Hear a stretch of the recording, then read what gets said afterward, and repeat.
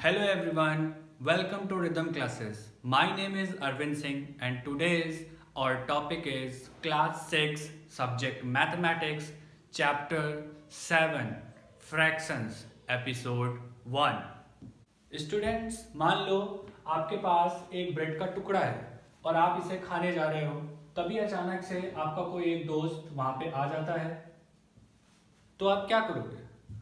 इस ब्रेड के टुकड़े को आप दो जगह बराबर बराबर बांट दोगे। आप यहाँ से इसको हाफ कर दोगे। हाफ करने के बाद आधा आप खा लोगे और आधा अपने फ्रेंड को दे दोगे। तो ये जो इसका हाफ पोर्शन है, यानी अब ये कितने हिस्सों में बट गया है? अब ये हम जैसे कि देख सकते हैं दो हिस्सों में बट गया है, एक हिस्सा इधर और एक हिस्सा इधर। और उसके बाद एक पीस आप ले लोगे और एक पीस अपने फ्रेंड को दे दोगे। नॉर्मली हम यही करेंगे। तो इसका मतलब क्या हुआ, हमने इसके टोटल कितने पीसेस बनाए? 2। और 2 पीसेस में से 1 पीस इसको दे दिया और 1 पीस इसको दे दिया। यानी इसका मतलब है कि हमें कितना मिला? 1 आउट ऑफ 2 और हमारे फ्रेंड को कितना मिला? 1 आउट ऑफ 2। अब स्टूडेंट्स यही जो पार्ट हमें मिला है, इसी को हम मैथ की लैंग्वेज में फ्रैक्शन कहते हैं। यानी जो हमें मिला, जो हमारे दोस्त को मिला, ये क्या है? ये एक प्रकार का फ्रैक्शन है। Now we can say fraction is a number representing a part of whole. The whole may be single object or group of objects, but the parts have to be equal. इसका मतलब fractions जब भी हमें कभी बनाना होगा तो हमारे जो भी हमारे पास चीज होगी उसके हम इक्वल पार्ट्स करेंगे, और इक्वल पार्ट्स करने के बाद उसका कुछ हिस्सा एक साइड और कुछ हिस्सा दूसरे साइड रहेगा। तो एक साइड वाले हिस्से या दूसरे साइड वाले हिस्से को हम फ्रैक्शंस में लिख सकते हैं। स्टूडेंट्स अब हम किसी ड्राइंग को देखकर फ्रैक्शन बनाना सीखेंगे। सपोज हमारे पास कोई ड्राइंग है और ये 5 इक्वल पार्ट्स में डिवाइडेड है। मान लेते हैं कि इन 5 इक्वल पार्ट्स में से 3 पार्ट्स शेडेड हैं। तो अब हम इसका फ्रैक्शन कैसे बनाएंगे? फ्रैक्शन बनाने के लिए सबसे पहले हमें देखना होता है किसी भी फिगर में टोटल कितने इक्वल पार्ट्स हैं।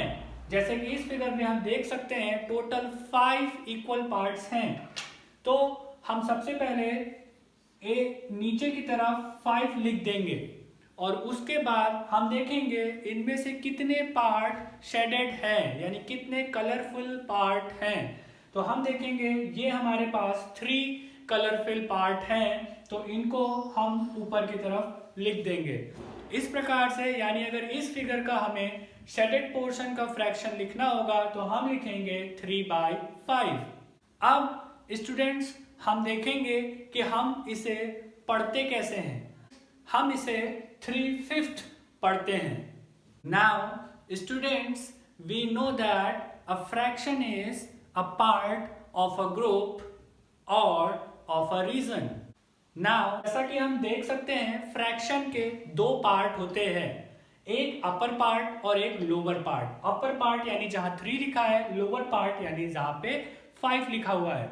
तो हम जो अपर पार्ट है उसे न्यूमरेटर कहते हैं और जो लोअर पार्ट है उसे हम डिनोमिनेटर कहते हैं। इसका मतलब कोई भी फ्रैक्शन 2 पार्ट से मिलकर बना होता है, उसका अपर पार्ट जो कि न्यूमरेटर कहलाता है और उसका लोअर पार्ट जो कि डिनोमिनेटर कहलाता है। Now you tell me the numerator and denominator of these fractions in the comments below. Our next topic is fractions on the number line. इसका मतलब है अब हमें फ्रैक्शंस को नंबर लाइन में रिप्रेजेंट करना होगा। नंबर लाइन में होल नंबर को रिप्रेजेंट करना हमें आता है, लेकिन आज हम सीखेंगे कि फ्रैक्शंस को इस नंबर लाइन में कैसे रिप्रेजेंट करते हैं। मान लेते हैं हमें 1/2 को इस नंबर लाइन में रिप्रेजेंट करना है।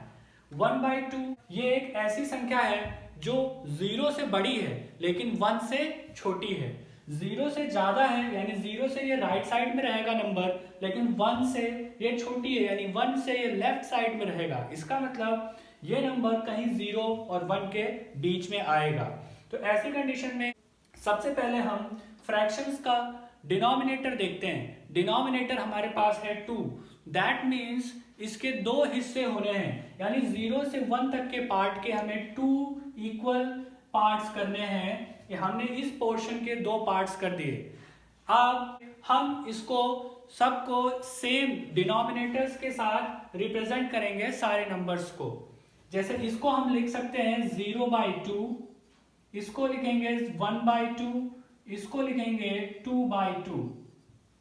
इसका मतलब है कि जितने पार्ट्स हमने सबसे पहले इस पोर्शन के बना लिए हैं उसी को डिनोमिनेटर में रखते हुए हम 0 से काउंटिंग शुरू करेंगे। हर स्टेप पर हम 0 से काउंटिंग करते हुए आगे बढ़ेंगे। काउंटिंग करने के बाद हम ये आसानी से देख सकते हैं कि ये यहाँ पे हमारा 1/2 फ्रैक्शन आ जाएगा।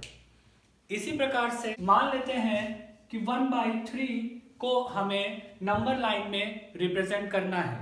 तब हम क्या करेंगे, हम सबसे पहले डिनोमिनेटर देखेंगे। डिनोमिनेटर जो कि 3 है, इसका मतलब कि हमें 0 और 1 के बीच के 3 इक्वल पार्ट्स बनाने होंगे। अब हम 3 इक्वल पार्ट्स बना लेते हैं। अब इन 3 इक्वल पार्ट्स को डिनोमिनेटर 3 रखते हुए 0 से काउंटिंग करते हुए एक एक नंबर असाइन कर देते हैं।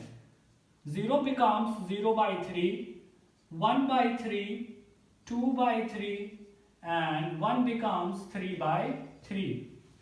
इसका मतलब अब अगर हमें कोई कहेगा 1/3 को नंबर लाइन पर रिप्रेजेंट करो तो हम उसे दिखा देंगे ये है 1/3। सिमिलरली इसी क्वेश्चन में अगर हमसे कोई पूछता 2/3 को रिप्रेजेंट करो तो हम दिखा देते ये है हमारे पास 2/3।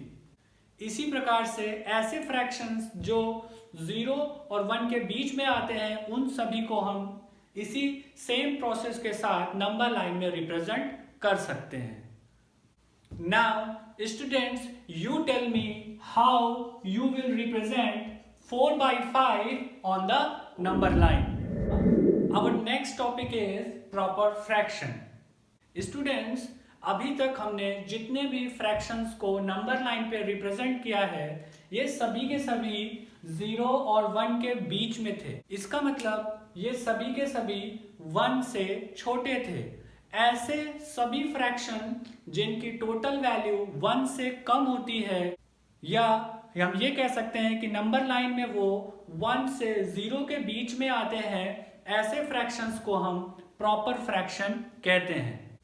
Students, now the problem is how will you decide by just looking at it whether the fraction is less than 1, equal to 1 or more than 1? इसका मतलब अब आप ये कैसे डिसाइड करोगे कि कौन सा फ्रैक्शन वो 1 से छोटा है या 1 के बराबर है या 1 से बड़ा है? बस केवल एक नज़र में देखते हुए आप ये कैसे डिसाइड करोगे? उसके लिए हमें यहाँ पे एक शॉर्ट ट्रिक याद रखनी पड़ेगी। स्टूडेंट्स, जैसा कि हमने पहले देखा था, फ्रैक्शन के 2 पार्ट, ऊपर वाले पार्ट को हम न्यूमरेटर और नीचे वाले पार्ट को डिनोमिनेटर कहते हैं। Numerator upper part, denominator is lower part. If numerator is less than denominator, अगर कभी न्यूमरेटर डिनोमिनेटर से छोटा हो जाए तो हम कहेंगे कि ये फ्रैक्शन लेस देन 1 है। सपोज 4/5। 4/5 में हम ये कह सकते हैं कि न्यूमरेटर डिनोमिनेटर से छोटा है, यानी ये फ्रैक्शन लेस देन 1 होगा। लेकिन कभी अगर ऐसा हो जाए, if numerator is equal to denominator, यानी कभी अगर ऐसा हो जाए कि न्यूमरेटर और डिनोमिनेटर दोनों इक्वल हो जाए, लाइक 5/5, तब हम ये कह सकते हैं कि ये इक्वल्स टू 1 होगा, यानी ये फ्रैक्शन 1 के इक्वल होगा। और कभी अगर ऐसा हो जाए कि न्यूमरेटर डिनोमिनेटर से बड़ा हो जाए, यानी if the numerator is greater than denominator, like 6/5, 6 जो कि 5 से बड़ा है, ऐसी कंडीशन पे हम ये कह सकते हैं ये फ्रैक्शन मोर देन 1 होगा। नाउ स्टूडेंट्स, हम जानते हैं कि अगर किसी फ्रैक्शन का न्यूमरेटर डिनोमिनेटर से छोटा हो, यानी फ्रैक्शन 1 से छोटा हो, लेस देन 1 हो, तो ऐसे फ्रैक्शंस को हम कहते हैं प्रॉपर फ्रैक्शन। लेकिन क्या होगा अगर न्यूमरेटर डिनोमिनेटर के बराबर हो जाए या फिर न्यूमरेटर डिनोमिनेटर से बड़ा हो जाए, यानी वो फ्रैक्शन या तो 1 के इक्वल हो जाए या फ्रैक्शन 1 से बड़ा हो जाए। ऐसी कंडीशन में हम उस फ्रैक्शन को कहते हैं improper fraction. This is our next topic. We will continue in the next class. Till then, here is some practice work for you. You tell me by filling these symbols whether the fraction is less than 1 or greater than 1 or equal to the 1 in the comments below.